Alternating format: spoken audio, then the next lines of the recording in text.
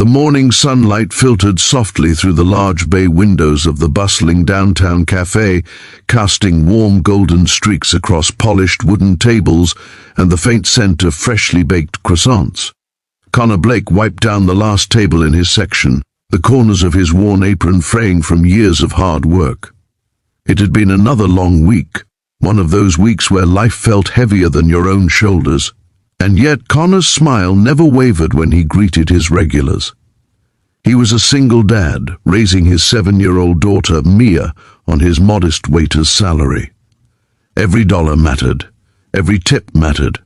Connor's life was a delicate balance of exhaustion and love, of long shifts and stolen moments reading bedtime stories to Mia, of scraping together enough to pay the rent and dreaming of a day when the worry lines on his forehead would soften.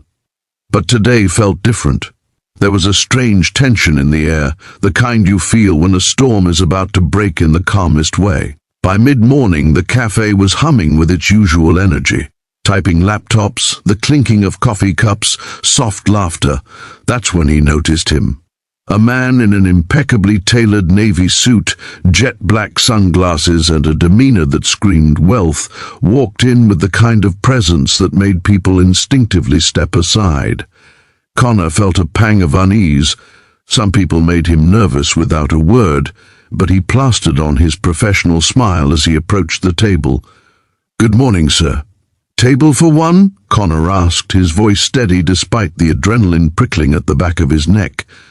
The man nodded, pulling out his phone as he sat. Connor scribbled down the order, grilled salmon, side salad, sparkling water, and left him to his solitude, noting the air of indifference he carried. There was nothing unusual about wealthy patrons, except the way he ignored Connor's polite nods and small attempts at conversation, as though people like him didn't exist in the world beyond money and appointments.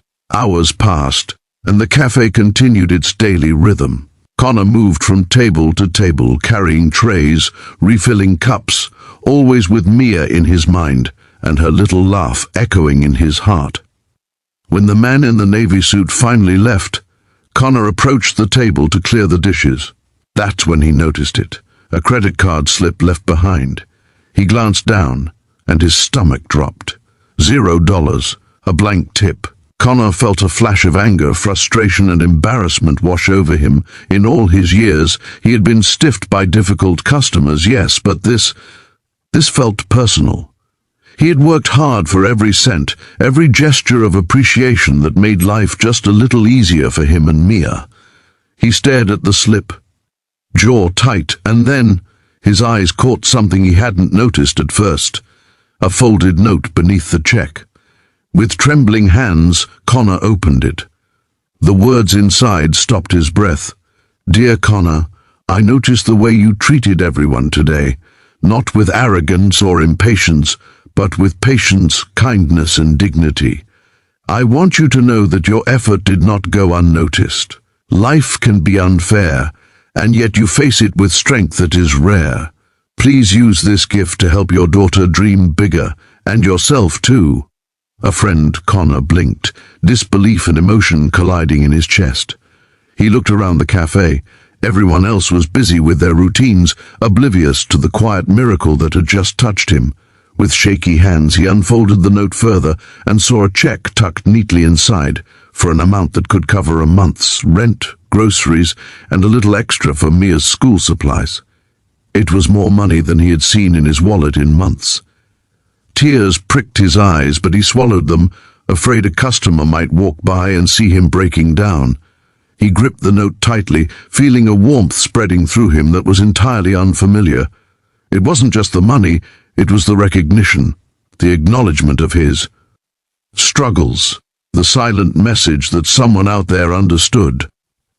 When Mia came home from school that afternoon, bouncing with the excitement of a child who hadn't yet learned the weight of the world, Connor struggled to keep his composure. He tucked the note and check into a drawer and knelt down to meet her at eye level.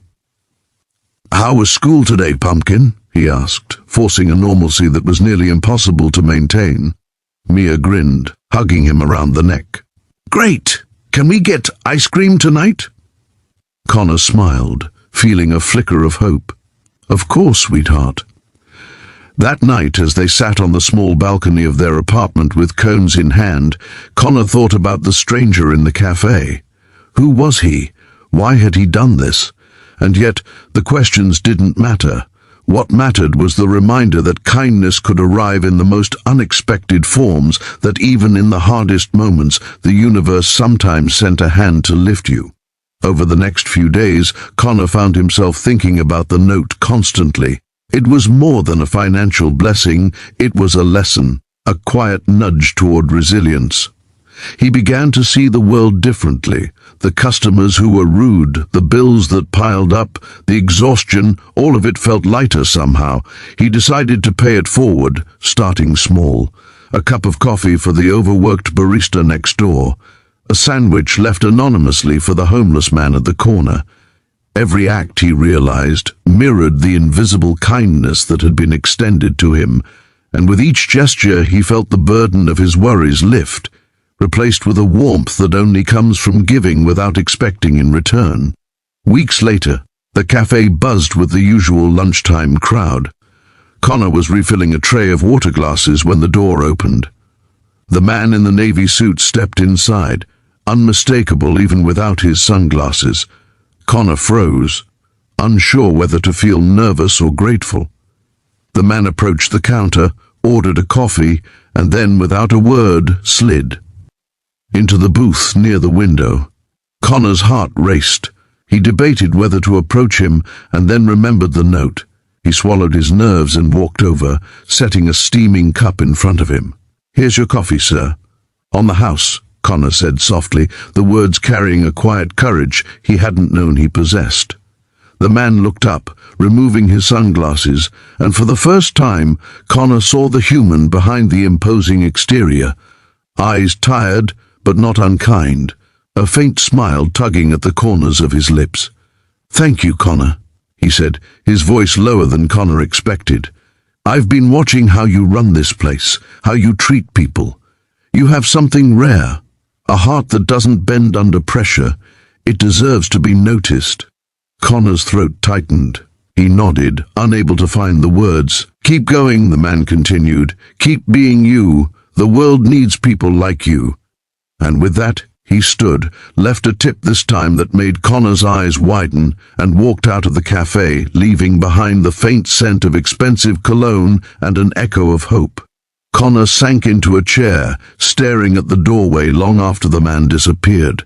He felt a mixture of disbelief and gratitude, understanding finally that life had a way of repaying patience and kindness in ways we couldn't always see.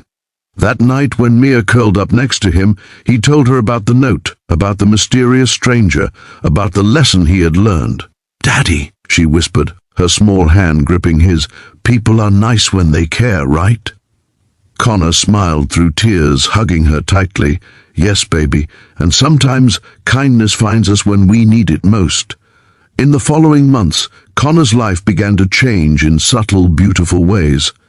The cafe recognized his dedication and promoted him to floor manager.